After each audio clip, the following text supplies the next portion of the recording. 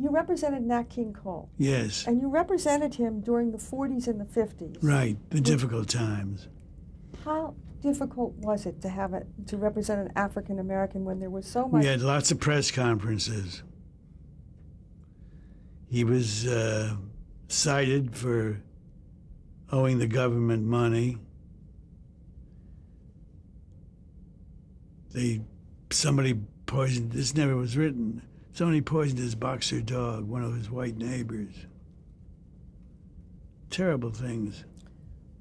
When you're trying... The Birmingham incident where they pulled him off the stage, some skinhead pulled him off the stage.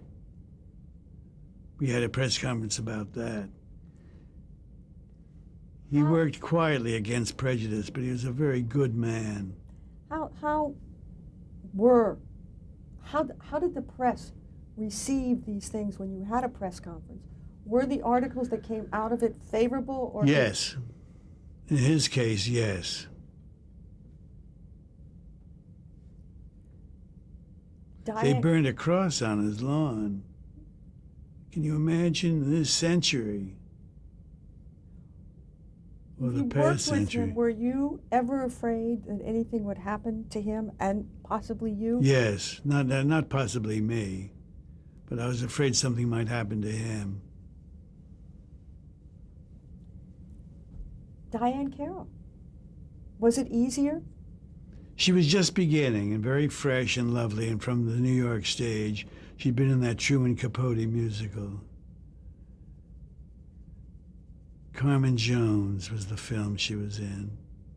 Very lovely lady. By then, was it... Bright, knew who she was.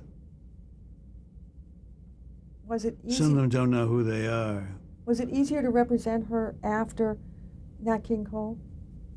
Or was it still a lot of prejudice? It had nothing to do with Nat King Cole. No, I meant being an African American. Well, she was the first series lead. And Nat King Cole was in a series that flopped because he was black. He couldn't get any sponsors. Well, Diahann Carroll, was it easier then? Was the... Yes, because she was a very attractive, young, pretty girl. She had dignity.